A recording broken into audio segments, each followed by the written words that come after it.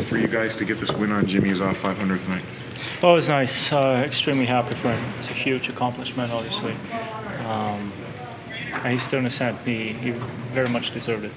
Playing in front of him all these years, and you've seen him change his style and adapt along the way. What has been the most impressive thing about his game over the years from your perspective? I think one of the biggest things is he's never satisfied. He always looking to get even better. And I don't know if I've seen him play better than he has this season, to be honest with you. It's pretty impressive at that age. Niklas, probably not the best game for you guys overall, especially after the first period. No, not even close. Our second period was as bad as it's been in a bit. And we got to learn from it. We found a way tonight, but you play some other teams every night. You're not going to be as lucky as we were tonight. How we came up with some big saves, and they probably could have had a few more tonight if it weren't for us. Is consistency, one of the things you guys really need to focus on, even as the playoffs slip away, is just to not get into bad habits. Oh, absolutely. It's you keep talking about the details, talk about trying to do it right, and that's something that goes for every game and every shift. I know it sounds like a little bit of a cliche, but you have to try to keep working on those things, and that's something we try to do in practice every day. And today we slipped a little bit in that department. Hopefully we'll have a good skate tomorrow and get ready for Philly here over the weekend. It's better with the win than the loss, of course. Yeah, absolutely. A's, doing what he does best there in the first period, and Franz, bearing one in the second. That's all we needed tonight. So it was nice. Jimmy, how dicey was that third period? I didn't think it was that dicey at all. I think that was probably one of our best periods, even though we only had 6 shots on net. We really didn't give them much. What are those last 30 seconds or so like for you when the score is what it is? Do you pay it? Does it stretch or no? Normal. I guess I've played in so many, 500 of them that you've been in that situation time and time again. You just pull up past experiences and just relax in there. Is it fun to see Niklas still level a guy? Yeah, it was a nice clean hit. So. That's what Connor does. You said you have 500 of them now, and it's all normal. But what does give you butterflies? What does get your juices flowing at this stage in your career? Just going out there and having fun, knowing that I don't know how many more years I have left, and I just want to enjoy every single second of it. What would you think of your overall team effort here tonight?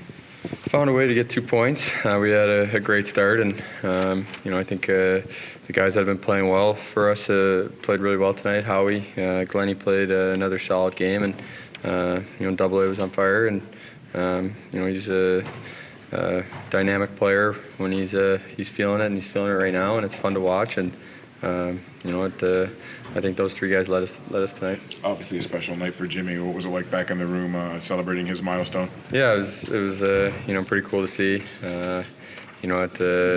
Just a nice, hardworking guy, and someone that's always a calming presence back there. And you don't hear a lot from him on game days or during the game, but he's been dialed in for us all season, and to have this milestone tonight, and against a team that he grew up close to. It's pretty special for him. A couple of goals tonight. How special is it when it comes in a milestone game for Jimmy? Oh, it's definitely a good feeling. You got a win for him in his 500 career game. That's such a huge accomplishment, and like I said, only 3 goalies in the organization have done that, so it's something special to be a part of, and I think we're all happy that we got him a win.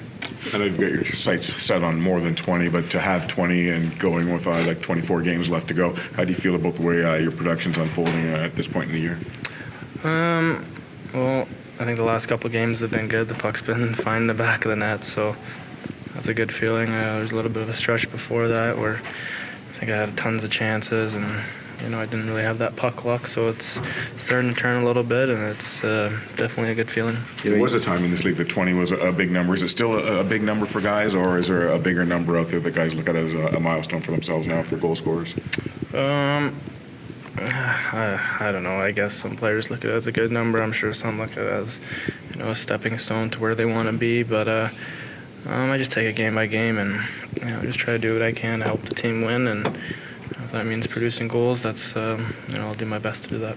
Well, I think especially the way he played, what did I hear? There's 71 goalies in the NHL history that have played 500. I mean, what an accomplishment. 3 in Red Wing history in this franchise. I mean, it's unreal. And I've talked lots about Jimmy here in the last little bit, but I just think the fact that he went, my first year he was staring in the face, maybe becoming a backup.